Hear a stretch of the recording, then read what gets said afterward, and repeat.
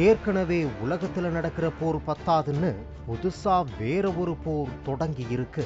அதுதான் ஈரானுக்கும் அமெரிக்காவுக்குமான மறைமுக போர். செங்கடல் சூயஸ் கால்வாயில சுதந்திரமா சுத்தி வந்த அமெரிக்க கப்பல்கள் மீது அடுத்தடுத்து ஏமனை சேர்ந்த ஹவுத்திகள் தாக்குதல் நடத்தினதை நிறுத்தலன்னு அமெரிக்க அதிபர் ட்ரம்ப் காரணம் சொல்றாரு.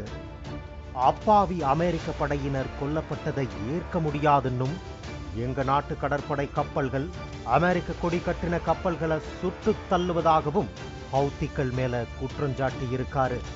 அதனால கோடிக்கணக்கான டாலர் பொருளாதார இழப்பு ஏற்படுதுன்னும், இதுக்கு மேலையும் இந்த ஹவுத்திகளோட தாக்குதலை பார்த்துக்கிட்டு பொறுமையா இருக்க இப்போ நடக்கிறது முன்னாள் அமெரிக்க அதிபர் ஜோ பைடனோட பலவீனமான அரசாங்கம் இல்லைன்னு பகிரங்கமா எச்சரிச்சிருக்காரு ட்ரம்ப்.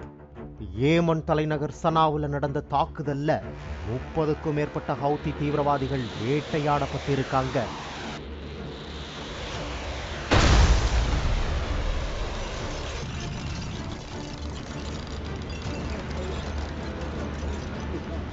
கோல்ஃப் விளையாட்டுக்கு மத்தியில ஒரு போரை தொடங்கிட்டு அது எப்படி நடக்குதுன்னு அமெரிக்க அதிபர் டொனால்ட் ட்ரம்ப் அந்த தாக்குதலை நேரடியா பார்த்த புகைப்படங்களும் வெளியாகி இருக்கு.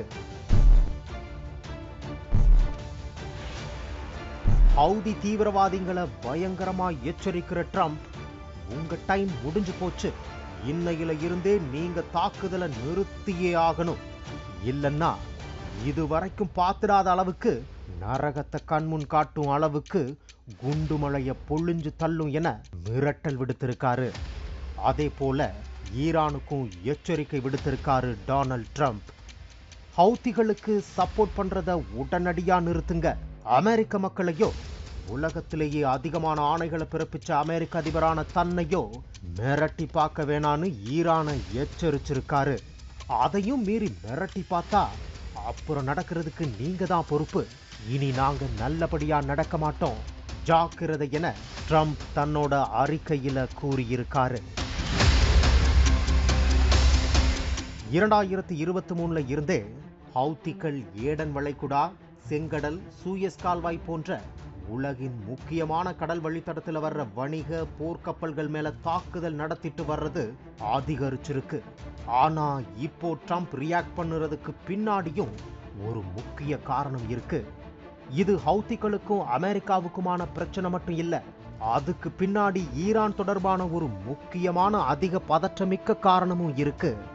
ஐநாவின் கண்காணிப்புக்கு கீழே உலகின் ஆபத்தான ஆயுதங்களில் ஒன்றான அணு ஆயுதத்தை இனி யாரும் தயாரிக்கவோ விற்கவோ மாட்டோம் என சில நாடுகள் அணு ஆயுத பரவல் தடுப்பு ஒப்பந்தத்துல கையெழுத்து போட்டாங்க. அந்த ஒப்பந்தத்துல இருக்கிறது ஈரானும் தான்.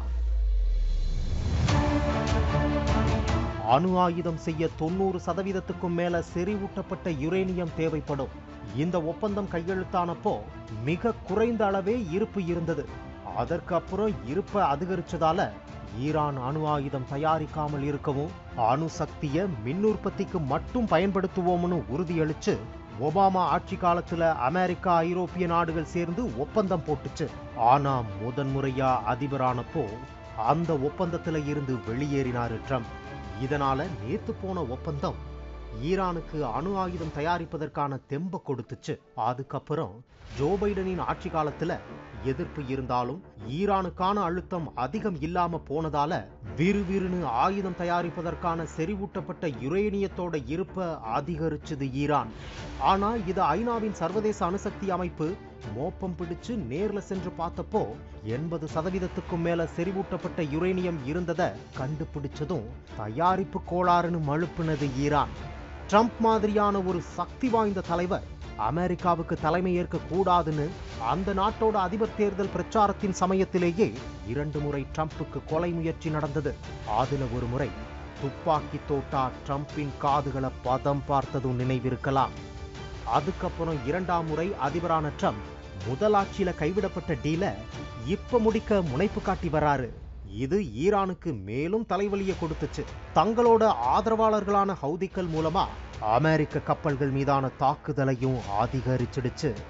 அணு ஆயுத தயாரிப்பு ஹவுத்திகளை ஆதரிக்கிற ஈரானுக்கு கிடைச்சா அவர்கள் அதை கொண்டு அமெரிக்கா மேற்கத்திய நாடுகளை பழி தீர்க்க வாய்ப்புள்ளது என்ற அச்சமே இப்போ ஈரான அணு ஆயுத தயாரிப்புல இருந்து ஒதுக்கி வைக்க பார்ப்பதற்கான காரணம். இந்த நாடுகள் பழிக்கணக்கு தீர்க்க பார்ப்பது இன்னொரு முழுமையான போருக்கு வழிவகுக்குமா? பொறுத்திருந்து பார்ப்போம்.